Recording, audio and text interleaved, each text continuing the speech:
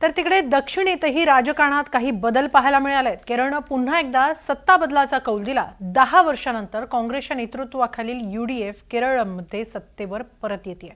2 term सत्तेत राहिलेल्या डाव्यांचा हा पराभव केवळ आकड्यांचा नाही, तर तो एक मोठा राजकीय संदेश आहे का? पाहूया यावरचा एक स्पेशल रिपोर्ट।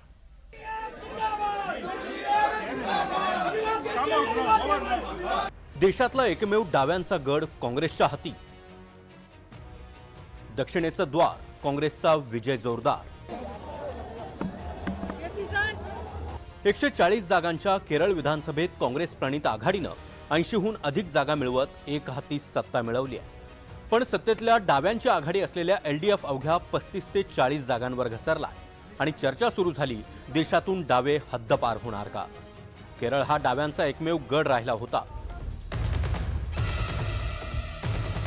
डाव्यांच्या पराभवामागे सर्वात मोठं कारण सलग 10 वर्षांची सत्ता आणि त्यातून आलेली तीव्र सत्ता विरोधी लाट। सुरुवातीला लोकप्रिय ठरलेल्या कल्याणकारी योजना कालांतरानं प्रशासनिक ओझं ठरल्या। गोल्ड स्मगलिंग प्रकरण, भ्रष्टाचाराचे आरोप आणि सरकारभोवती तयार झालेला अहंकाराचा वलय एलडीएफसाठी घातक ठरला।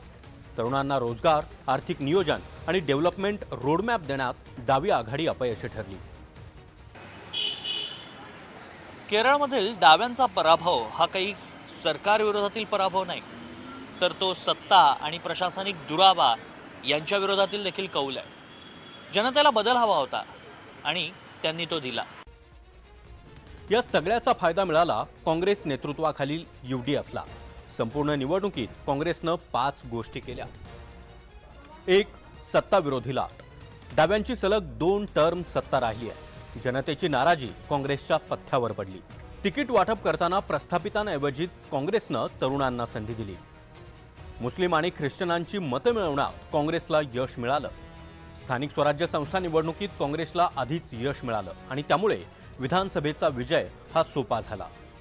डाव्यांचे नेते पिनराई विजयन यांची घसरलेली लोकप्रियता आणि त्यांच्याच मतदारसंघात त्यांची झालेली दमछाक ही काँग्रेसच्या पथ्यावर पडली आहे। केरळ जिंकताच आता प्रश्न आहे, केरळचा पुढचा मुख्यमंत्री कोण? त्यासाठी 3 नावं सध्या चर्चेत आहेत। व्ही.डी. सतीशन, जनमत आणि आक्रमक चेहरा म्हणून त्यांच्याकडे पाहिलं जातं। के.सी. वेणुगोपाल, हायकमांडचे विश्वासू आणि बहुतांश आमदारांचा पाठिंबा असलेला चेहरा। आणि तिसरं नाव आहे रमेश चेन्निथला, काँग्रेसमधील अनुभवी नेते आणि महाराष्ट्राचे प्रभारी। परंपरेनुसार काँग्रेसचा अंतिम निर्णय दिल्लीतील हायकमांडच घेईल। जनतेचा कौल जरी सतीशन यांच्या बाजूने दिसत असला तरी मुख्यमंत्री पदाचा दावेदार कोण होणार याचा निर्णय मात्र काँग्रेस घेणार आहे। आणि त्यामुळे काँग्रेस कधी निर्णय घेतं का त्याच्यासाठी देखील बराच वेळ लावतं, हायकमांडची चर्चा करत बसतं, हे पाहणं देखील तितकंच महत्त्वाचं ठरणार आहे आणि त्यावरूनच पुढची सगळी गणितं ही अवलंबून असतील। या विजयाचं महत्त्व केवळ केरळपुरतं नाही। कर्नाटकनंतर केरळ जिंकल्यामुळे काँग्रेससाठी दक्षिण भारतातली पकड मजबूत होतीये। 2029 लोकसभा निवडणुकीच्या दृष्टीनं केरळ हे काँग्रेससाठी दक्षिणेचं प्रवेशद्वार ठरू शकतं। केरळचा हा कौल डाव्या राजकारणाच्या मर्यादा दाखवणारा आणि काँग्रेससाठी नवा आत्मविश्वास देणारा आहे। Bureau report, NDTV Marathi.